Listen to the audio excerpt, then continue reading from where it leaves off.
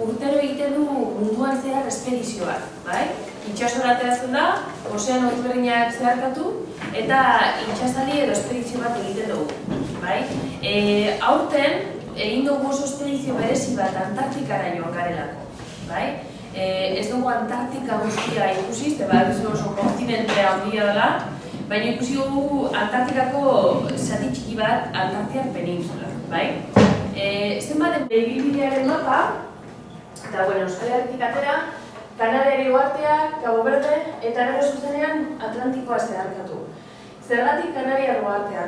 Gurekin etorri diren ontzilariak, ez dira zuek amasei urte dituzue? Amasei, gutxi gara bera? Amasei, aztetxuak.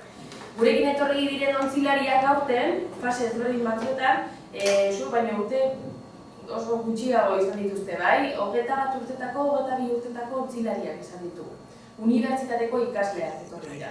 Eta beraientzat, batzuentzat, lehenengo navigazio esperientzia zen. Imaginatu, zuetako bat, bai? Orain egiten duela prestakuntza txiki bat, bai? Fizikoki ondo jarri, eta gero navigazio aldetik pizka bat prestatu, eta Atlantikoa gurutzatzera joaten zaretela. Ikusten duzu ez bat, aste batekoak edo, 3 astekoa, eta luzena 52 egun. Hori izan zen luzena Lasaien. Hasiko naz dokumentala jartzen, eta joango naz geratzen eta dituzuen galderak eta egin, bale?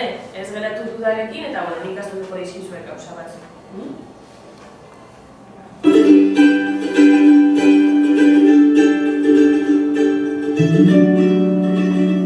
Beti ateratzen gara Bilbotik, bai? Bilboko itxasotik. Eta gaur, Kanariar irtetara ailegatzen ari gara. Baina bitartean, izurdeak etorri dira, ongi etorrian motera. Erabiltzen ditugu itxasoko puntuan gauden jakiteko. Baina antzinean, izarrak eta guztia behatuz, asmatu behar zuten egin kokapena. Horretarako, sextante honen antzeko aparailuak erabiltzen zuten. Gogoretu gero komentatu dugu.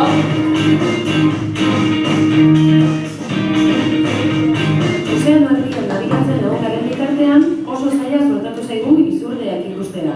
Baina Argentinako kostaldera hurbildu ahala, gero eta gehiago ikusten ari gara. Gaur, 80 inguru talde handi bat etorri zaigu. Begira! Hor daude gure ikutzea remontak, guren ikusiko zuen beste izurte mota bat, hau da tonina, bakarrik bizirik mantentzeko. Eta asko gustatzen zaie, identifikazio moduan erabiltzen dute dantza eta oso polita da. Orain Puerto Madrinen gaude, peninsula Baldeztan, bale? Baldez peninsula itxas animalientzako paradisu da. Horregatik ez gara oso urrun joan behar animaliak ikusteko. Hemen adibidez, Puerto Madrineko portuan, gizakiak eta itxasarroiak elkar bizitzen ikasi dute. Itxas lehoiak, zira fokak, hemen familiakoak, hor dago zue arra handi bat, macho alfa,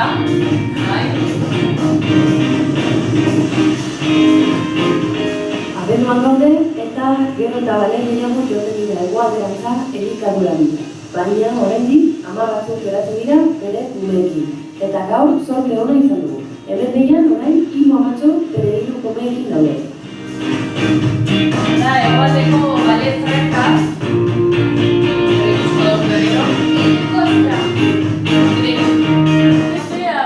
kostra horiek ja zorriak, azalean zorripiloak izaten dituzte eta hainbat animali pegatzen zaizkie eta horiek dira horien ondorio sortzen zaizkien kostra moduko batzuk. Ikusi dituzue kostaletik oso gertu, hondartzan geundela justo ama bat bere kumearekin. Plentziako hondartzara joten zarete, ezta? Imaginatzen duzue hondartzan egotea guzkiak eta bale bat egotea hor bertan, hori gertatzen zen. Plentzian, duela mende batzuk, gertatzen zen hori, bai? Gure badiara hurbiltzen ziren baleak, bai? Deskartzatzera eta amak beraien kumei titia emotera eta erakustera nola egin. Eta gero hurbiltzen dira hor hondartzara, kostra horiek, kai horiek askurea eragiten dietelako eta hondarraren kontra, astintzen dute gorputza askurea lasaitzeko, ipore hori lasaitzeko. Hau da, hegoaldeko Ballena Franca. Ballena Franca del Sur.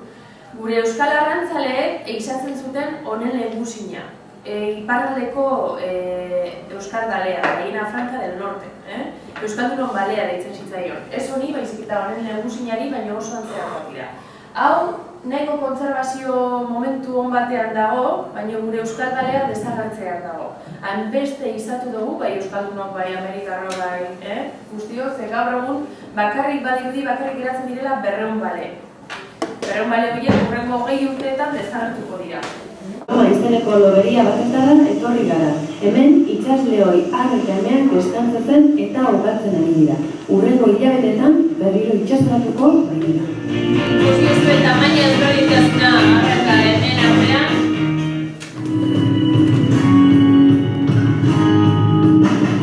Izakion hondakin pilo bat bota ditugu itsasora azkenengo urteetan. Zoritxarrez, itsas animalia asko hiltzen dira hondakin horiek jateagatik. Hemen ikus dezakezue itsasora botatako hainbat hondakinekin egindako bale baten eskultura. Hemen hortak, dakizuenez, ozeano guztietan bizi dira, baina segun ze itsaso edo ozeanoetan dauden, animali batzuk edo beste batzuk jango dituzte. Gure Baldes penintsulako orke, normalean itsasleoiek eta itsas elefanteen gunean jarri dituzte.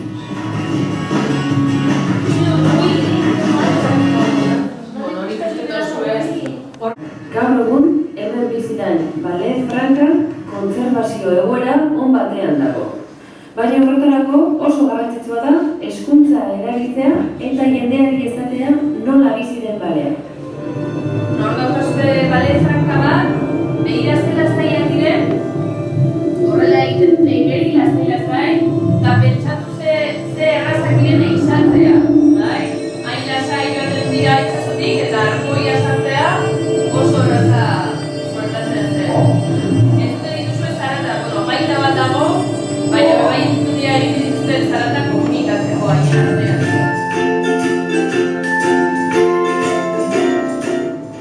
Aurrekontan esan dugu bezala, Baldes penintsula lur planetako lekurik ederrenetarikoa da itsas animali ezberdinak ikusteko.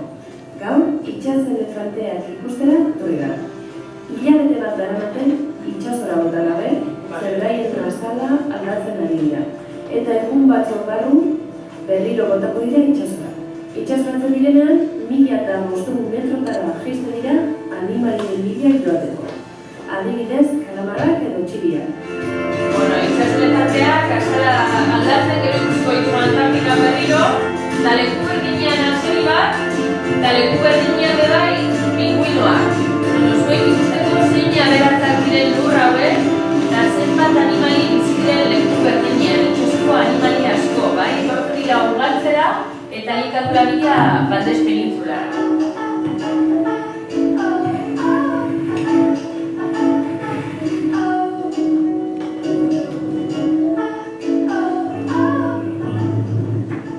Baldes penintsulan itsas animaliak ohituta daude gizakiak egunero ikustera.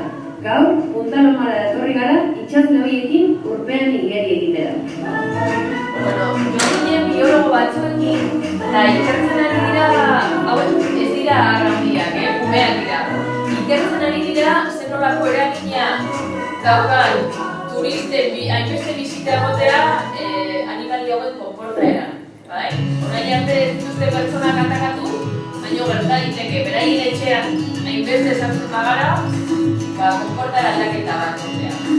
Egualdean zagoaz, eta orain gaude Tierra del Fuego, bai? Tierra del Fuegoko kanaletan, glasiar pilo bat daude, mendien artean. Afiar penintsulara nabigatu baino lehenago, aurtengo gabonak Tierra del Fuegoko kanaletan zehar nabigatzen egongo ditugu. Aurreko menderarte fueginoan bizi ziren hemen, baina gizon txuriak akabatu zituen. Gaur egun, inor ez da bizi paradisu zoragarri honetan, baina halan gabe begirazte topatu dugu. Hemendik pasatzen den jendea, beren hondakinak eta zaborrak utzi dituzte. Eta oso kaltegarriak dira hemen bizi diren animalientzako. Bai itsasokontzako, bai lurrentzako animaliak.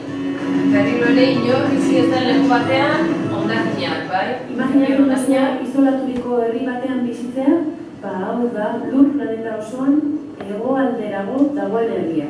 Eta langabe jendea bizita. Eta zuen adineko 4-5 ume egoten dira hemen urte osoan eskolara joaten. Hau, Puerto Toro deitzen den herrixka txiki bat da. Hemendik Cabo de Hornosera eta Cabo de Hornosetik bagoaz Antartikara. Puerto Toro hori dago irla honetan, isolatuta dago herri hori, bai? Eta, bueno, ja hemendik atera eta Antartiar penintsulara hasi genuen bidea. Gurekin etorri zen Antartikara, Kepa Zero surfista, olatuen bila, etorri zitzaigun Antartika, baina olatu gutxi, izotz asko, eta olatu gutxi. Zientzilariak eta militarrak ez dira Antartikan, herrian desberdineko zientzilari eta militarrak, eta bertan ikerketa ezberdinak egiten dituzte. Izotzaren inguruan eta animalien inguruan. Begirazen pantxo dauden hemen itxas elefanteak. Gogoratu, peninsula baldezen ikusi genituela pinikle hauek, eta hemen berriro Antartian ikusitzen. Horren pizka bat gaixorik daude, larrua akartzen ari dira. Baina berehala, larru berriarekin uretara botako dira eta elikatzen hasiko dira. Hau da, huetik itxas txakurra eta elefanteak eta lehiak familia berdinokoak dira. Eta, bueno, hori ikusten dituzue, denbora guztian liskarrean daude, baina holan dabe bilatzen dute beroa eta horregatik jartzen dira bata bestearen gainean. Bai, eta momentu horretan gaixorik daudenez, azala galtzen ez dira uretara sartzen. Eta, bueno, Antartikan zehar izaten dugun arazoa nabigatzeko izeberrak dira. Izotz zati handiak, zetalka egiten badugu baten kontra, arazo bat izan da dugu. Horregatik adi ibili behar gara. Eta, bueno, Antartikan bizi den animali berezi bat, zagutzen duzue, bakizue pingüinoa bakarrik bizi direla hego poloan. Hego hemisferioko hegoaldean. Eta hemen dituzue, hauek dira papuak, moko gorritunak dira papuak, eta hauek dira barbijoak. Horako tamaini izan dute gutxi gora bera, 40-50 zentimetro, inoiz ez dira erortzen, bai, sustraketak dira, baina gero urbarruan oso harinak dira igeri egiten. Hemen, bueno, ikusten dituzue, arrautzak saintzen ari dira. Bi espezie hauek jartzen dituzte beti bi arrautza. Eta arra eta beren artean saintzen dute arrautza, jaio arte kumea. Antartika nola ez? Antartika planktonez beteta dago, bai? Eta horri esker ikusi aldugu balepillo bat, baina gehien bat ikusi alduguna da balea. Badakizu zein da jorobada, sibarta balea. Bai, hori ikusi duzue ama bat ere kumearekin, hor tamaina, 15 metro izaten dituzte, pingüinotxuak, huede, itxasakurra, leopardo itxasakurra, oso arriskutsua da, oso agresiboa da. Antartika utzi eta trek pasabidean 5 egun eman genituen nabigatzen. Ushuaian berriro, entzilari aldaketa egin eta handik Montevideora, Uruguaiko hiriburura nabigatu genuen. Han, lagun euskaldunak ezagutu eta Atlantikoa zeharkatzera abiatu ginen. Guztira, 19 entzilariok 6 hilabete eman ditugu ipar eta hego hemisferioan zehar nabigatzen.